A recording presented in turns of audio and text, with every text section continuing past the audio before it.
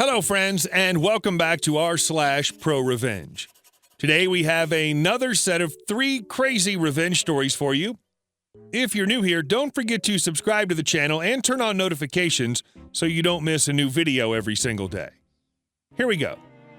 You F with my pay, I'll put you out of business. Years ago, I was running a kitchen for one of those typical Lebanese American-style diners. Seriously, more often than not, it was just me back there. Sucked. But I needed the job. The owners thought I was going to be easy to F over, and they'd talk all kinds of crap to each other, apparently not remembering that I'd explicitly said I'm proficient in Arabic when they hired me. So I recorded these conversations, my state is single-party consent, that often led into them trying to make me cover for their butts on major health code violations. Seriously. They expected me to cover for them while they talked crap about me with me right in front of them. So I quickly began searching for a new job and continued to document the crap out of everything. Every single thing. I had pictures, timestamps, temp logs, all of it. And then they effed with my pay. I was willing to just walk away and leave it at that, but they effed with my pay. Everything that I'd been gathering as my just-in-case plan became the weapon I needed it to be. I confronted them about the very obvious wage theft. They denied it, even in the face of the major discrepancies in hours worked, set wage, and amount withheld in taxes. That night, I got a call from another place I'd applied to asking if I was still interested in the position. Obviously I was, told them I could start in about 3 days. I walked in for my next shift with prints of everything in a file, put everything on the table, and told them, "You've been stealing from me. I have all this in proof of that, and all of this ready to go to the health department, labor department, and IRS. Pay me what you owe me. This doesn't see the light of day." He was very quick to pay me, in cash, the amount that I had recorded missing from my checks, and took the files and started shredding them.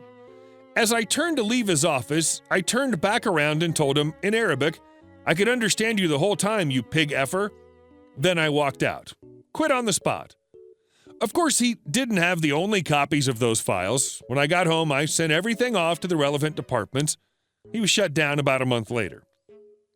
Where do people get the impression that they can do this crap? So glad you sent all the document dirt to get them shut down. And our second story. How I taught a leasing agent about her lease, the hard way. I was living in Atlanta 10 years ago and won a 1-year lease at a charity auction. My rent was $600 a month, prepaid. Market rent was $1,500 a month. A good deal. The security deposit was only $150. More on that later. A year's nearly up, and I sign a lease at a new place. About a month before I'm ready to move out, the leasing agent for the apartment complex stops me and asks about my renewal. We'd always been cordial to this point, but things were about to get very nasty. Agent: "So are you renewing for another year?" Me: "No, I have a lease on a new place. I'm moving out." Agent: "Well, we require a 2-month notice, so you'll have to give us notice in writing, and we're going to charge you the market month-to-month rate of $2,000 per month. If you don't live here during that time, it's your fault." Me: "Let me read my lease and get back to you." As I'm in real estate, I know how to dig through a lease. I read it and set up a meeting about a week or 2 later. Agent: "Thanks for coming back in. I hope you understand how much trouble you're in, your financial obligations. I've spoken to the corporate office about your situation. They're willing to make the 2-month notice a fine and only charge you $3,500 since you won't be living here." Me: "Yeah, about that. Per the lease, you're required to give me notice of my new rental rates before the 2-month notice commences. Failure to do so invalidates the 2-month notice." Agent: "We did that. We left it under your door." Me: "I don't know if you did or not. Either way, it clearly states that the notice must be given via certified mail, return receipt." Agent: "But hand delivery works just the same." Me: "Not according to the lease. I hand her a copy of the lease with the notice section highlighted. Did I sign a receipt stating that I received the notice? I did no such thing. Per section, all notices must be sent certified mail. Here's a copy of a tracking number for my notice not to renew, sent certified mail, return receipt requested. It should be received by your office today, if you don't have it already." Agent: "Well, we got it, but..." Me, interrupting her: "As my lease is up in 15 days, sometime it expired between the meetings. The 1-month notice puts me half a month into next month. You can keep my security deposit for these 15 days. My old lease rate is still in effect as notice was not given of new rates. This gives you 2 weeks to splash and dash the apartment upon my departure and have a new tenant in by the 1st of the following month. Agent: it doesn't work like that. Me: call corporate. I think their attorney will side with me. Have a good day. I never heard a peep from them after that. No collections, no letters. I stayed my extra 15 days, which helped me with moving into the next place, and taught that leasing agent she really needs to learn more about the product she has control over. Justice boner. Apartments pull this shady crap all the time. And our last story. I got fired. Employers' lawyers should have done their homework. I did. This happened to me about 20 years ago while I was in college. I'm being deliberately vague because, well, reasons. Background. I got a job basically office sitting on weekends. I showed up at 8 a.m. and every hour I checked over things, handled the occasional phone call, then left when the 4 p.m. person arrived. Most of the time I read, watched TV, or played games on my laptop. I probably worked no more than 10 minutes of every hour unless something went wrong. It went on like this for years. The pay was decent, holidays were double pay, and I even had opportunities to cover weekday shifts when others were sick. One day, while I was covering the midday shift, my boss asked me to come into his office. He told me that the evening weekday position was going to become available that night. He offered me the position, which I accepted. I was told to punch out and return at 5 p.m. that night. The reason it went down like this should be obvious. Things went okay for a while.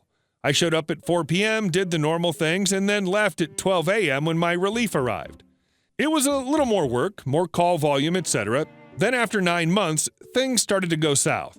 The daytime person developed a huge attitude problem and went from nice person to total Karen. She'd complain about everything I did. For example, one time a system jammed up at a remote site and she called them. 5 hours later, I saw the jam was still there, so I called that site again to see if they were still working on it or if something else was wrong, because the woman on our end, who would be the one to help them, was leaving soon. They did have a problem, so I hooked them up. My reward for making sure the problem got solved and not having to bother an upper-level employee at home on a Friday, just after having left work? I got yelled at because Karen complained that I'd apparently ignored her log entry about the issue. My defense was ignored. The boss had me highlight important things on the log to verify that I had read them.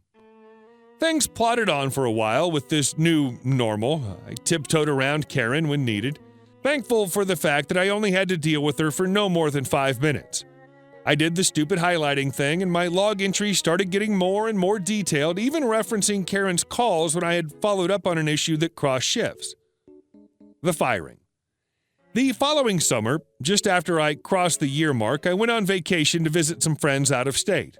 When I got back, after about a week, my boss came down after everyone had left and had me describe how I did a certain task, which involved certain updates. I explained to him how I did it and so forth. He then told me that I'd not been doing it at all, and that he was firing me. I'd transposed the date code of the English file for the French file, which was the previous one. The newest one had already been applied anyway, so nothing was wrong. It was just a reason to get rid of me. So I left the office. My state is an at-will employment state, which means that I can quit at any time for any reason, and my employer can terminate me at any time for any reason. The only exceptions were state and federal laws such as race, religion, etc. Thought I was screwed, so I just started applying everywhere I could. During my job search, I happened to accidentally stumble upon a link about employment law. Out of curiosity, I read it and discovered that my employer had shot themselves in the foot.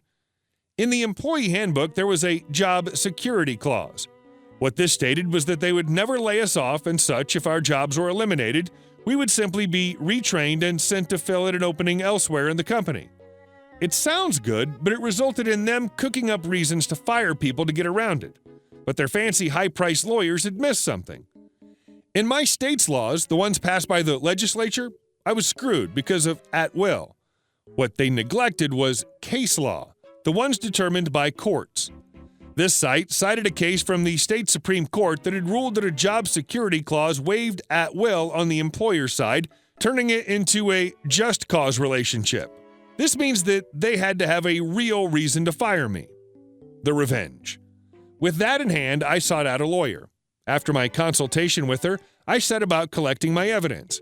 My former boss did not realize that I knew more about this program than he did, seeing as I ran the same software on my own computer and laptop. I experimented. The date of the file, which they tried to use against me, is baked into the version 2. I was able to demonstrate to my lawyer that if I applied the same update over and over, which my former employer stated would change the date every day, would in reality display the date of the file. I showed this by backdating my own copy by a year using the update archive available from the vendor. Next, I showed her how the task used to be automated. A script would snag the file and process it every day on its own. A change on the vendor's site broke the script. It was an easy fix, but no one bothered to do it because the guy who'd wrote it retired. The fix involved deleting 3 characters on one line in the script. The task was also marked as only being a weekday task. In my firing, I was told how important this update was and so forth. If it's so important, why is it not done on weekends or holidays?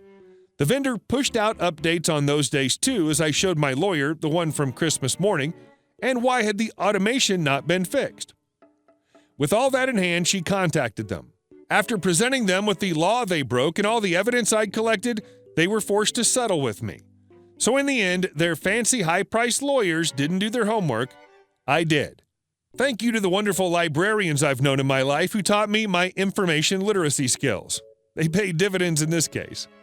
Hey guys, thank you all for watching the video to the end, and I'll see you in the next one.